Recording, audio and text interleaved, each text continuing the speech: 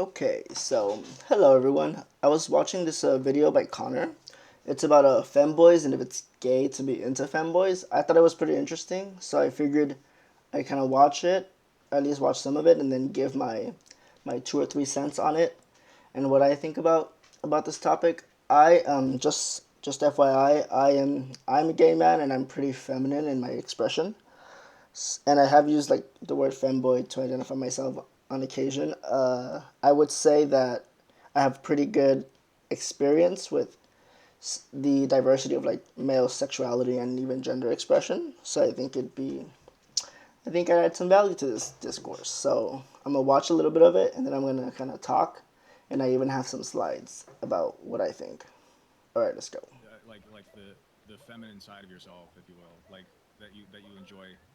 I don't know, when did it start to occur to you that maybe you're not just like a dude, if that makes sense? So so if I look back in time, there have been signs everywhere. However, because I didn't have the education, I couldn't put the pieces of the puzzle together. But at a certain point, it was interesting. So I think the major thing. So first, my sexuality, and then my gender happened. Okay. So first, when it comes to my sexuality, the signs have always been there that I've been at least pan, which I am now. And That's interesting. For me, it was like my gender expression was came out first. I was definitely like a pretty feminine boy growing up, and then later on, I realized, oh, I like guys too. I understood that more clearly after I became aware of like femboys, and also as an extension, trans women.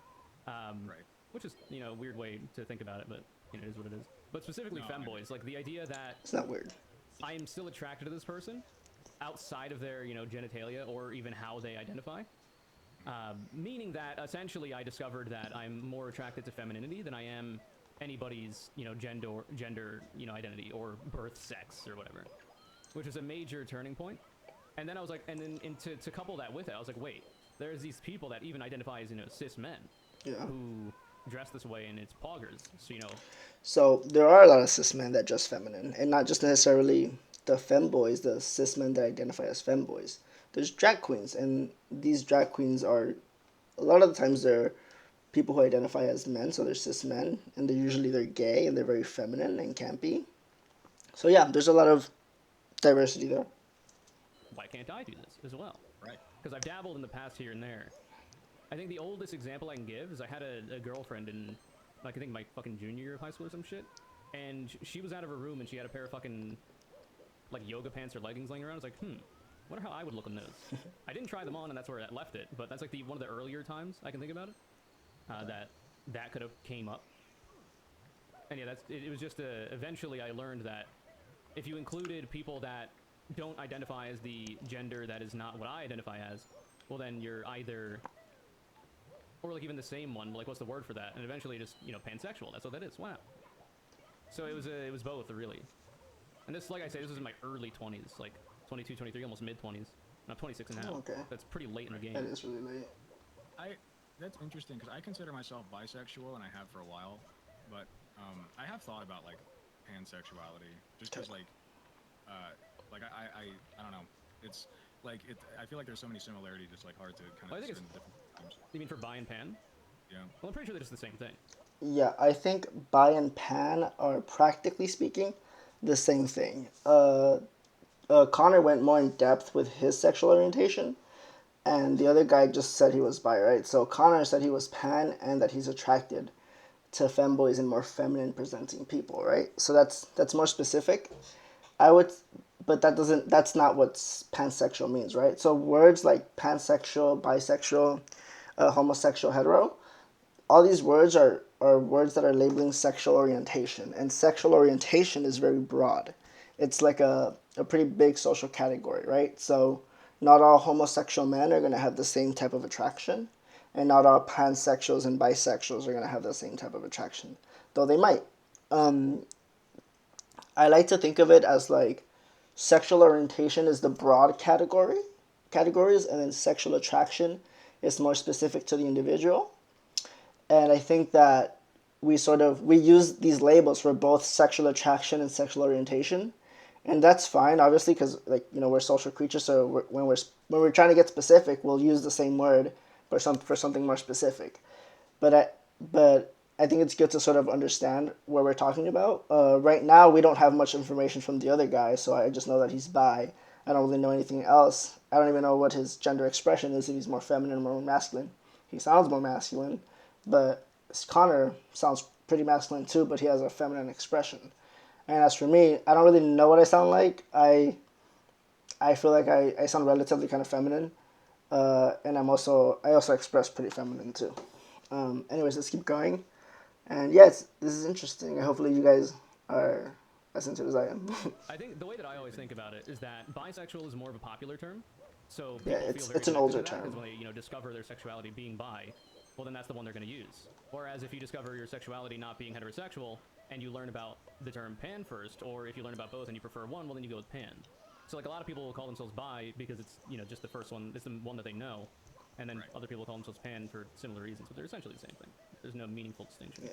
No, that makes a lot of sense. Not at Actually. the general Some people say, sexual well, orientation pansexual, level. it's more inclusive because it doesn't exclude blah blah, and that doesn't happen. There's no bi person out there that's like, oh yeah, you're non-binary. Well, I'm not interested anymore. Like, There are some bi people that are like that, and I'm gonna throw this out there. There are certain bisexual men that are only attracted to feminine women and masculine men, right? So they don't actually like the in between, and I think that should be okay too. I mean, I'm not. I It really depends on how it comes off, honestly. But there are some bisexual men who are attracted to that sort of like a bipolar attraction where they like feminine women and they like masculine men. Uh, but yeah, I want to show some slides, but let me watch a little bit more and then we'll see if it's that pro- doesn't Yeah. happen. proper. I've heard that before. Like, not very often, mind you, but like I have heard rumblings of like people woke quoting about that, and I'm like, but why? Like, do we have to do that? It's just weird gatekeeping shit. It doesn't actually happen. Of It's course, stupid. always. We love the leftist gatekeeping. It's what holds us together. Yeah, Listen, it is. if society's gonna gatekeep us, we might as well gatekeep ourselves as well. I guess. But yeah, that actually is a really good way of thinking about that, and I appreciate you bringing that to my attention because I would have never thought about it that way. It's true. I do know though that like sexuality in general is just like a wishy-washy kind of like I don't know if it was Voss who said it, but somebody was like, I feel like if straight dudes like were really wait, what am I doing? Sorry, I'm playing a game. I feel like if straight dudes were like he said I feel like if straight dudes were allowed to like explore these things by themselves, like they would all like dick at least a little bit. Yeah, I mean everybody's gangster until the femboy So let me pictures stop it turn up right on their here timeline. somewhere. All right. So this is an interesting place to stop. This guy just said that he thinks that if heterosexual men were allowed to be more open, that a lot of men or most guys would be into dick at least a little bit. I think there's some truth to that. I think that there's definitely going to be men that are just not into penis. Like, again, being into certain genitals is even more specific, right? So we were talking about how there's sexual orientation, which is like broad social categories of what you're into, and then there's sexual attraction, which is more specific. And then like being really into body parts could even be like a fetish or a kink, right? So I'm gonna sort of go to the slides to kind of show. We're using a lot of labels in this video, and we do that in day to day too. Like it's like people are very people hold really close to their like labels, even like straight men, like straight. Those people really hold on to that label.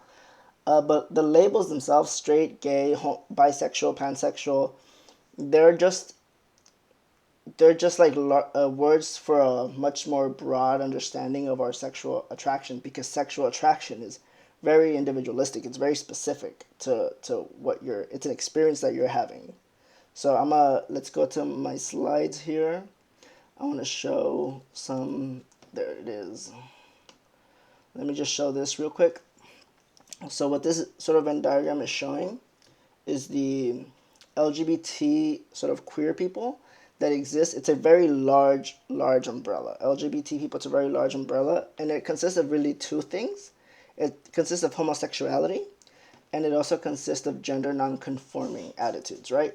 And then usually the people that get the most like scrutiny or the most eye on them is the gender non-conforming people. And this is what I think of as like very feminine gay men or very butch lesbian women. You could even see like trans people who are gay, right? So like someone like ContraPoints who's like trans lesbian. These people kind of get the biggest eye on them because they're the most different, from straight society, from straight culture, because they're both homosexual and gender nonconforming. But these are two sort of dimensions that most LGBT people are going to be in some way, right? Some of them are going to be just homosexual, some of them are going to be just gender nonconforming, like trans people, and some are going to be both. And so the words that we're using, bisexual, pansexual, are broad general terms, like I was saying, and they're useful when we're just talking in like sociological terms, like we're looking at groups of people. But in specific, it's kind of not that useful. And even words like gay and lesbian are more specific than like homosexual, right? Because it's specific to a gender. But even within that gender of gay men, there's going to be a lot of variability. And within lesbians, there's going to be a lot of variability in how their sexual attraction manifests itself and how their gender expression manifests itself. So, great segue actually to these scales that I made. I didn't make them myself. I found some research like the Kinsey scale and stuff. So these are 7-point scales. And the top one here is about gender expression scale. And the bottom one is sexual attraction spectrum.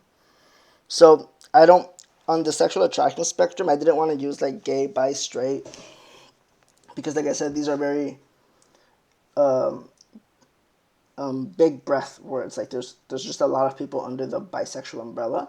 So I wanted to use these behavioral science terms, gynophilic, ambiphilic, and androphilic. So let me just quickly go through the definitions. Someone who's androphilic is attracted to males and or masculinity, right? Men and or masculinity.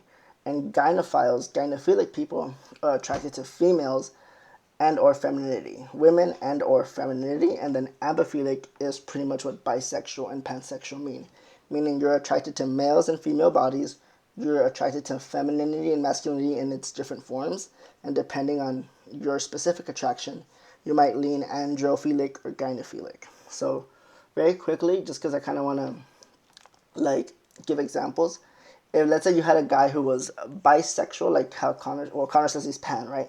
He's pansexual, but he's attracted to like femininity, feminine people. He might be here, right? He might be like right around there in his gynophilic. So he's gynophilic leaning, and he's still in the ambiphilic spectrum or the bisexual spectrum. And then his expression is mostly feminine, right? So he'd probably be like somewhere here.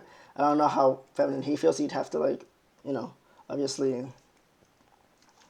put his own opinions on this, but he identifies as a femboy, and he's pretty feminine, I think, in his expression. But his bisexuality, his pansexuality, is on leaning towards attracted to the feminine people, like you said. So he's like ambiphilic to probably like gynophilic leaning, and he's still in that ambiphilic spectrum.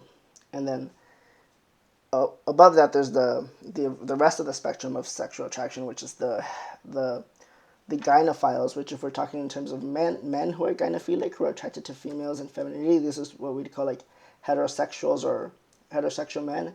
And then over here, the people who are androphilic, meaning attracted to men and or masculinity, are going to be over here, which is what we would call gay people, gay men, right? So I feel like this is just a much more, it's more objective way of looking at someone's sexual attraction, because it shows the spectrum, and it shows the spectrum of bisexuality, because even in bisexuality, there's a lot of variation there, right? So you could have bisexuals that are or pansexuals, ambiphilics that are very equally attracted to males and females and masc and femme, and then there are some that are very attracted to just androphilics, that are a little bit more on the androphile side or a little bit more on the gynophile side. And, which is another interesting part, is there are people who are bisexual and attracted kind of to both ends, so they're like attracted to masculine men and feminine women, right? And those people I think are probably a little bit more rare, but I don't even know. This would have to be like a whole study.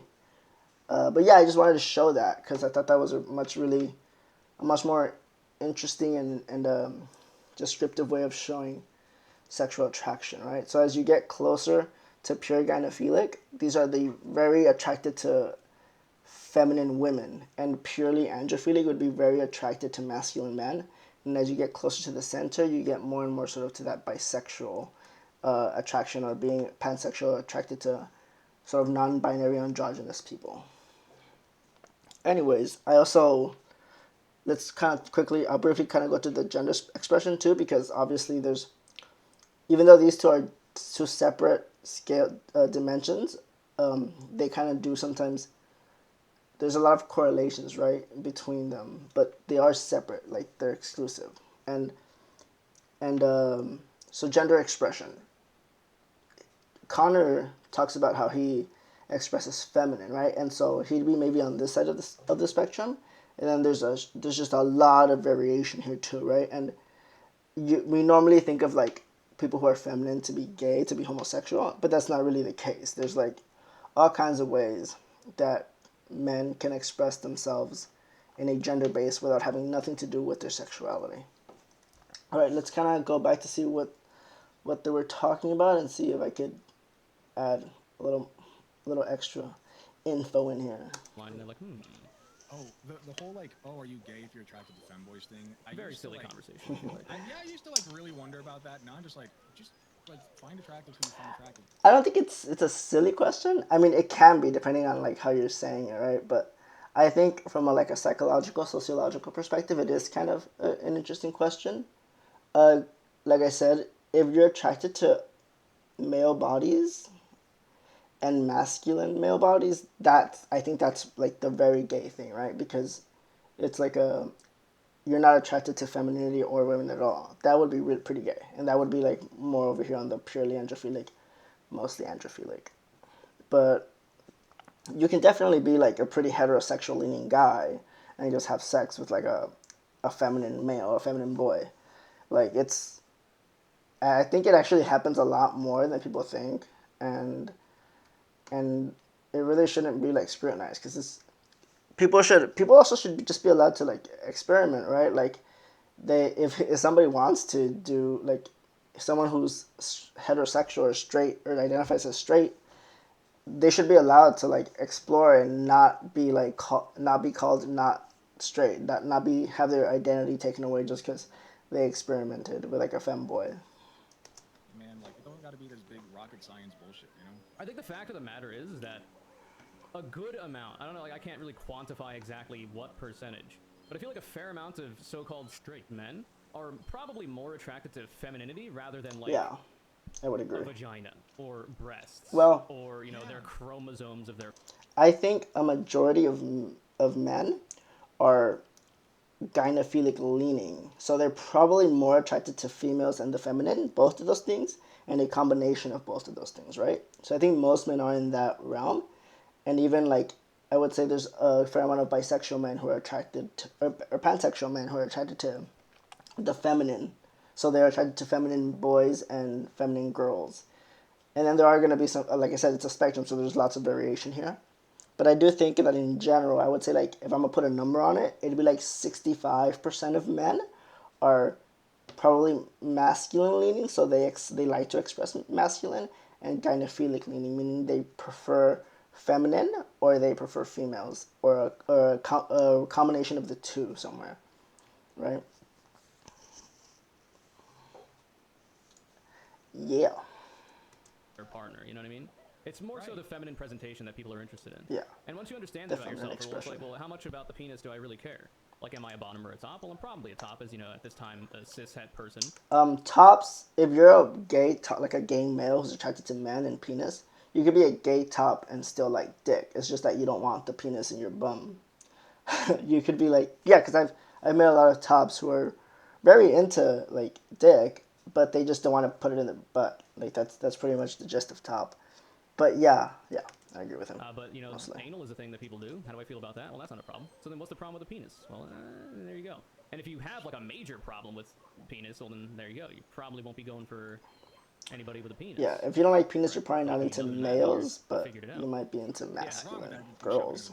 Yeah, females. exactly. A lot of people say like, ooh, genital preferences, it's transphobic. I don't think they're inherently transphobic. It's not inherently transphobic to have a preference for certain genitalia. The transphobia or the negative aspects of that preference usually. So I just want to real quick. I want to say that being really attracted to a specific body part, I think that starts going. That's even more specific than sexual attraction, right? So let's go back to sexual orientation being sort of like the high order, very broad category, and then sexual attraction is more specific to the individual. And then if you're really into a body part like a genital, like a penis, that's probably more of a like you're into that's more of a fetish, right? You're going into kink and fetish territory, though. Like obviously, like not everybody that's into dick is going to be like fetishizing it, but it's going to be. I think that's sort of the we're getting now more specific into the what I'm into, right? I like am I into this genital or that genital?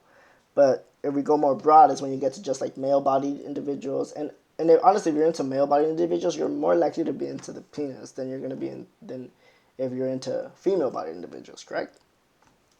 Happen after the fact, like in the field. You know what I mean? Like you can have a preference for penis, but if you find a person attractive and then you find out that they have a vagina, the negative aspects will then come there. The rational response is to be like, I'm not really interested in this. Maybe give it a shot, or be very upfront and be like, oh, this XYZ. Hope we can still be friends, or not. But it's nice to have met you, blah blah, and then you move on. Very Yeah. simple. Right. Right. Um, yeah, that's such like a fine line to walk of like making sure that you're being inclusive, but also like understanding where people are coming from and that like not everybody's going to like dick or vagina. Like, and Yeah, that's that's fine. true.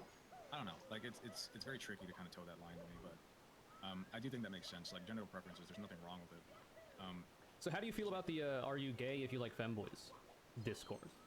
I see. I used to be really. I was gonna say I used to be like really interested in it. I guess like not super into it, but like I wasn't as political, and so I was like, oh, like I don't know, like if you're attracted to like my, I think I stand by what I said back then, where I was like, okay, well if you're attracted to them because they're feminine, then you're not gay. Okay, If you're attracted to so them because so they, so there are gay men, like homosexual men, who are attracted to feminine men, right? So this is where things get like that's just why sexual attraction, man, is just so individualistic. It's so specific to like the individual person, and that's why these big broad terms, even though they're useful, because like we kind of get like if you're trying to signal that what you're into, they're useful. But really, when you start to get to the specific, they're much less useful. So like what he said, even though like I said, there's gonna be like bisexual men who are into femme guys, and there's gonna be gay men who are into femme guys, and even women that are into femme guys. But that doesn't mean that like because you're the fact that you're attracted to the femininity doesn't mean that you're not attracted to male bodies. So those are two sort of distinctions, and in the scale that I used, it kind of combines both. And the more you get to the extremes, the more it's like the binary starts to come out, right? Like pure gynophiles are gonna want both, like probably a very female body, so boobs and big hips, and gonna want like a very feminine girl. And then on the other extreme, you're gonna want like a male that's like very masculinized, right? That like a man that has a very masculine aesthetic or expression. And so once you get to the edges, that's when you get into like the much more binary. But as you get to the middle, it's more like I said, it's non-binary, and that's yeah. I'm not sure what else to say. have a dick, well then yeah, you might be gay. Like it's like Maybe, yeah. But even then, that's not a like guarantee. Because at that point, then you have to like look at their personality, their mannerisms, the way that they identify themselves, etc., etc. right. Because if you're attracted to them like the way you're attracted to like a tomboy or like not a tomboy, what would be like the equivalent? Because Equivalent of a tomboy. Okay, like this is like gonna a get Maybe a confusing tomgirl. now. like a Yeah, very so tom girl, tomboy. So these words are those are old words, man. Those tomboy is from the it was used a lot in the 1950s to describe like butch girls, right? Like butch young girls. And the opposite word of that actually from that time is pansy and sissy for boys, right? Before the femboy came out, which is a more positive term that's used now, the old terms were like calling a feminine guy a sissy or a pansy. And and those have very negative connotations, right? So tomboy is also very, very old. So once you start using a lot of these other labels as identifiers, it's even more complicated because now we're getting really away from sexuality or gender expression. Now we're just like it's just words that we use for like specific identity. So I think I'm gonna stop it there. Um, Let me just kind of go back to these here. I hope these scales help people at least understand. They help me because you kind of get to see the visually sort of the array of how you could how a male could express their gender, so very masculine, but maybe they're also very androphilic, so they're like a masculine guy that's attracted to very masculine males, which does exist. And although I would say it's definitely not the majority, because most males are like lean gynophilic, I think, right? Most males are going to be on this side of the spectrum, where they're like into men kind of, but mostly into women. And I think most men are also going to express masculine, but I definitely feel like gender expression has more like variance. I think there's going to be a lot more feminine guys regardless of sexual orientation, sexual attraction. Yeah, I think that's all I got for you guys. Hopefully that was helpful, and thanks for watching.